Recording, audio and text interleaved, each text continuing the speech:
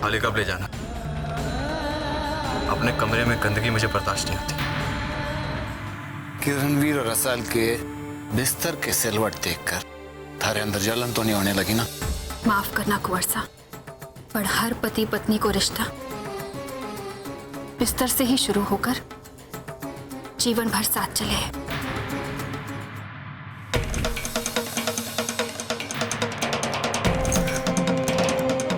बढ़िया आ गए थारे अंदर। वाकई अगर थारे चेहरे पे दाग ना होता ना तो रणवीर जिंदगी भर थारा गुलाम होता। पर मैं हूं ना, ऐसी सोच रखने वाले का मैं अच्छी तरह ख्याल रखूं। के अब क्या कर दिया छोरी ने आते ही? कुछ नहीं, काकी से इसे समझा रहा था कि रणवीर की जिंदगी से दूर रहकर उसके जिंदगी में दखल देने की कोई जरूरत ना है।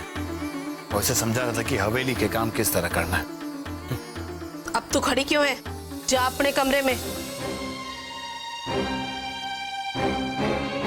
सच में अगर थारी दादी सा को सवाल ना होता ना तो इसे घुसने ना देते इस हवेली में।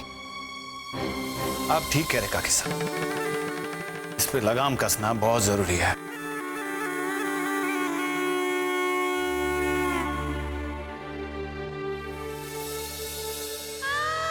जीजी, जीजी मैं ऐसा ना कर सकूं। कुंवर साहब ने हमारे को छूने भी ना दे सकूं। जीजी, जो आपने देखा वो झूठ था। सिर्फ आपके कमरे में होने की वजह से सब करीब आने का नाटक कर रहे थे। तो उनकी ब्याहता है रसाल। कुंवर साहब को हक है थारे पे। हमारे सामने दिखावा करने की क्या जरूरत है? सब क्यों बोल रही हो जीजी? आप जानो कि कुंवर साहब हमारे ना है, आपके हैं। मैं सच कह रही हूँ जीजी। पूरी रात उन्होंने सोफे पे सो के बिताई, पर सुबह आपके कमरे में आते ही अचानक न जाने क्यों वो हमारे करीब आने का दिखावा करने लगी।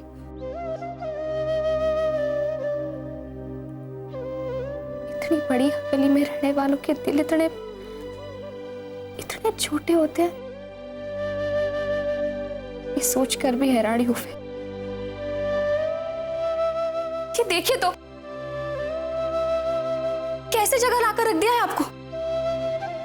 जीजी, मैं इस वास्ते तो यहाँ आई थी कि मैं यहाँ महारानी से रहूं, और आप जिनको इस हवेली में पींदड़ी का हक है वो एक कोठरी में रहे। तुम्हारी बहन, थारे को पता तो है ना, हमारे को हवेली वालों ने दासी के रूप में ही स्वीकार किया है। और शायद शिवजी महाराज ने भी हमारी यही प्रार्थना स्वीकार की कि इस हवेली में दासी बनकर ही सही कुंवर साहब के करीब रहूं, अपना दाग छुपाकर। मैंने उन्हें जो धोखा दिया है उसकी कीमत तो मुझे चुकानी पड़ेगी ना। जीजी, आपने उनको कोई धोखा ना दिया है। धोखा तो आपके साथ हुआ है, जो हालात ने किया। हालात को बदला ना जा सके है रसाल। हाँ, उन्हें सुधारने की कोशिश जरूर करनी चाहिए। हमारी बात मान, हमारे साथ ये हुआ है भूल जा। तू कुंवर सारी ब्याहता है, उसको ख्याल रख। हमारे बारे में सोचकर अपना जीवन खराब मत कर। माफ करना जीजी, आपको आपकी खुशी दिलाने वास्ते एक जन्म तो के 1000 जन्म भी लड़ती रहूंगी।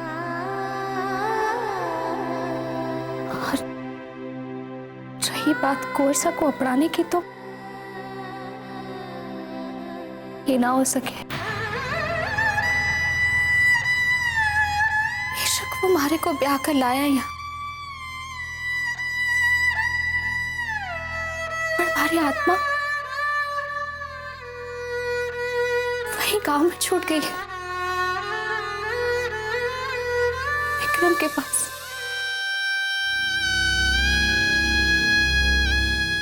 जिसे मैं बचपन से प्यार करती रही, उससे तुम्हारा इस जन्म में मेल ना हो सका,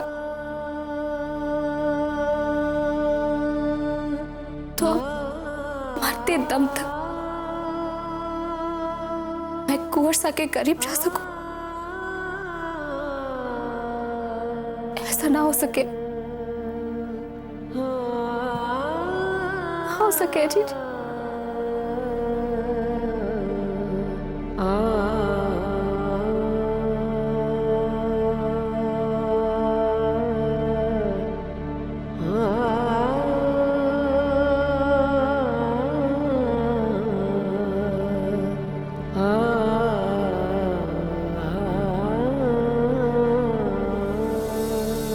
अब जब मासा की भूख हड़ताल टूट चुकी है और रणवीर की रसाल के साथ शादी हो गई है, तो हमें भी पिछली बातें भूलकर आगे की सोचनी चाहिए। सबसे पहले हम मुंह दिखाई की रस्म कर देते हैं। आप ठीक कह रहे हैं भाई साहब। मैं गांवरी ठाकुराइन के सवालों का जवाब देते देते थक चुकी हूँ। पंडित जी से बात कर ली है, कल का दिन शुभ है। भाई साहब तो बेझिझक रसाल को रणवीर की बींदनी बताकर मुंह दिखाई की रस्म हो सके है। हो तो सके है मेघ, पर एक समस्या है। अब की समस्या है? भाई मासा की नजरों में रुक्मणी लौट कर आ गई है, पर रणवीर का ब्याह रसाल से हुआ है ये उन्हें पता नहीं है। और अगर घर में मुंह दिखाई की रस्म हो और मासा को पता ना चले तो ये ऐसा तो ना हो सके। ताया सा, आप कहें तो मैं दादी सा को कहीं बाहर घुमाने ले जाऊं? उनकी गैर मौजूदगी में ये रस्म आसानी से हो जाएगी। हाँ, मैं मुमलरी बात से सहमत हूँ। पर मैं सहमत ना हूं। मासा की ऐसी हालत नहीं है कि उन्हें सैर सपाटे के लिए लेके जाया जाए। भाई साहब हवेली में उनके रहते हुए मुंह दिखाई की रस्म हो सके, बड़ी आसानी से हो सके। देखिए, मासा तो ज्यादातर अपने कमरे में रहती है, और जो उनके कमरे में उनके साथ रहती हैं, अगर वो मासा को वहां रोके रखे तो। तुम किसकी बात कर रही हो? गायत्री जीजी की।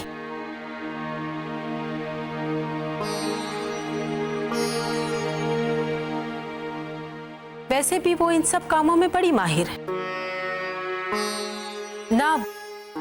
हमारा मतलब ये है कि गायत्री जीजी मासा की बड़ी प्यारी है। अगर गायत्री जीजी उनके कमरे में रहेंगी तो मासा अपने कमरे से बाहर ना आएंगी।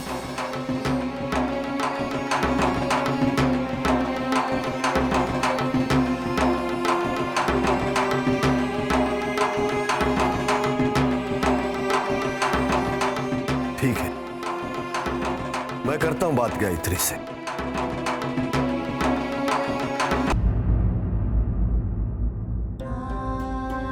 मैं आपकी आज्ञा का पालन करूंगी। मन में बड़ी खुशी हुई गायत्री कि तन्ने बेझिझक मारी बात मान ली। थारी यही खासियत है कि मैं थारे पर भरोसा करूं। तन्ने हमेशा हमारे फैसले का साथ दिया है।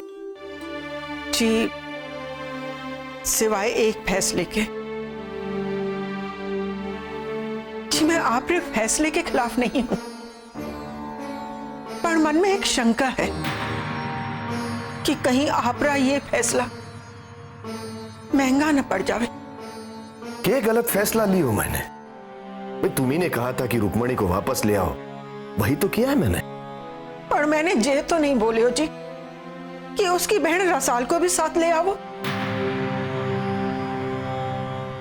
बगैर रसाल के रणवीर को मनाना आसान नहीं था। पर आप जाने भी हैं कि आप रे इस फैसले के कारण कई जिंदगियां दांव पे लग गई हैं। क्या चाहती हो तुम कि हम रुक्मणी के जले हुए चेहरे की मुंह दिखाई करते? बेशक, पर आपने तो नहीं किया। वैसे भी इस हेली की मान मर्यादा के लिए जिंदगियों की बलि चढ़ाना कोई नई बात तो ना।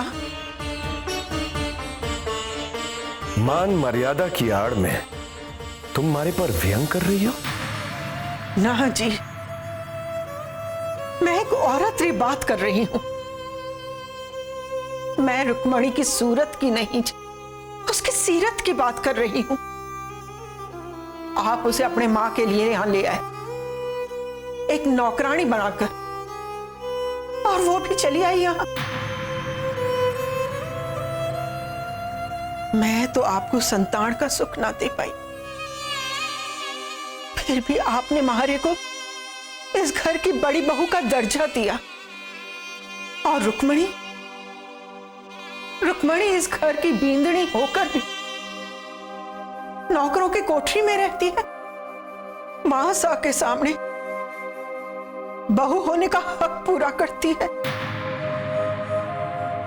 अपने पति और बहन की सेवा करती है। किस लिए? इसलिए ना कि उसने अपनी सूरत को रणवीर के सामने छुपा के रखा। उसकी इसी सीरत के कारण मैं उसके सामने अपने आप को छोटा पाती हूं ठाकुर साहब।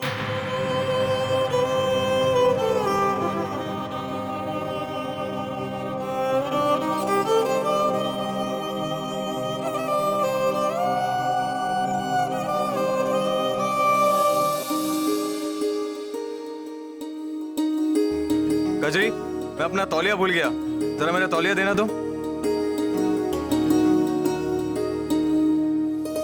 आज जल्दी दे।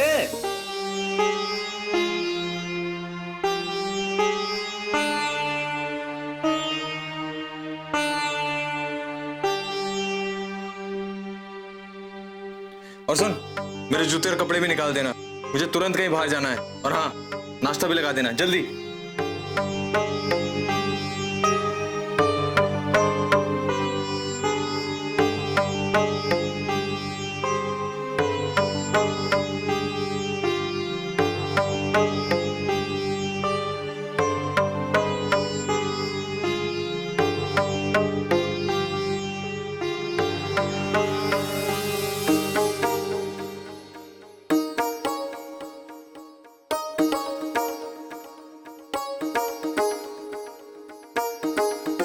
कजरी तो अभी तक गई नहीं। चल जल्दी जा। अब जा।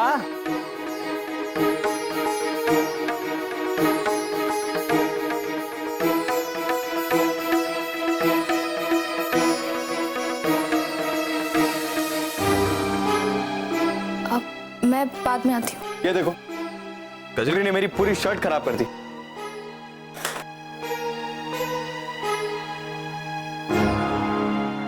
मारे को लागे वो बटन टाक रही थी, जिससे उंगली में सुई चुभ गई हो।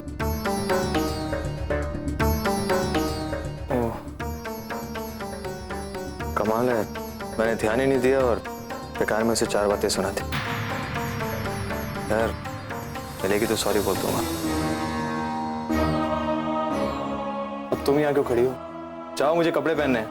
मारे को भी आपको देखने का कोई शौक ना है। आपने रोका तो रुक गई।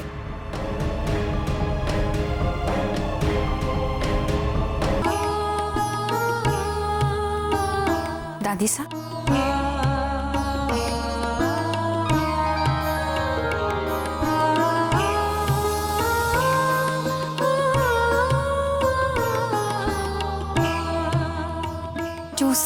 जूस तो मैं बाद में पी लूंगी। मैंने ये बता, तूने ये पहन के रखा है?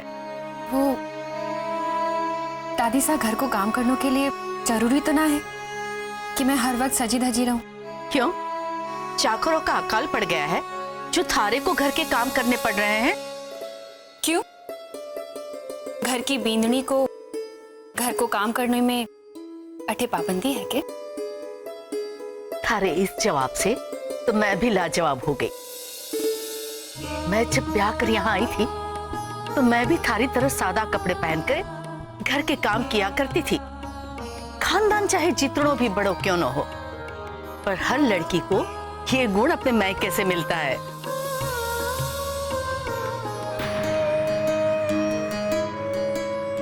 ये थारी उंगली को क्या हुआ? वो दादी सा आपके पोते के कमीज के बटन टाक रही थी, सुई उंगली में चुभ गई, पर आपके पोते ने मारे को कमरे से बाहर निकाल दिया। रणवीर बड़ा शर्मिला है। बचपन में मैं उसके पोतड़े बदला करती थी, पर बड़ा होने के बाद कपड़े बदलने से पहले मन्ने भी कमरे से बाहर जाने को कह देता था। दादी साहब, शुभ काम के लिए आपका आशीर्वाद लेने आया। हमारा आशीर्वाद हमेशा थारे साथ है। तू रुक्मी को वापस ले आया, पर अब उसे डांटना फटकारना भी बंद कर दे। ऐसा मैंने क्या किया? क्यों? ये थारे कमीज में बटन लगा रही थी, शाबाशी देने के बजाय तूने उसे कमरे से ही बाहर भगा दिया।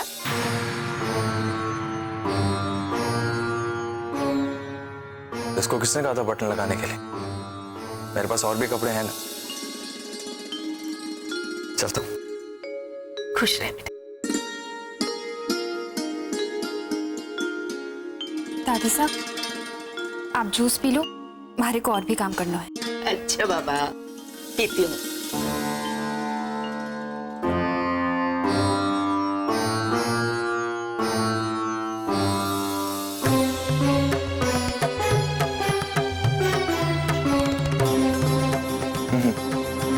क्या है?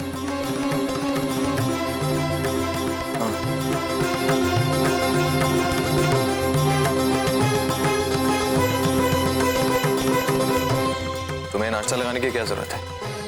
घर के सारे नौकर चाकर कहाँ हैं? सब कुछ ना कुछ काम में लगे। और वो तुम्हारी जीजी, उसे तो दादी साहब से कपशर लगाने से फुर्सत ही नहीं है। जी वो मैं दादी साहब को जूस देने गई थी। तुम्हें किसने कहा था मेरी शर्ट में बटन टांगने के लिए? जी जी, वो बटन आप टांग रही थी। और नहीं तो क्या, अच्छी खासी मेरी शर्ट खून लगा के खराब कर दी। खबरदार जो आइंदा मेरे कमरे में गई तो। जी पर हमारे को हुक्म हुआ है कि मैं सबसे पहले आपकी सेवा करूं। अरे नहीं चाहिए तुम्हारी सेवा, बात समझ में आती है? और ये अपना जला हुआ चेहरा क्यों छुपा रखा है? अब किसे बेवकूफ बनाना चाहती हो तुम? इस हवेली में सब तुम्हारी सच्चाई जानते हैं। चलो पढ़ाओ इसे।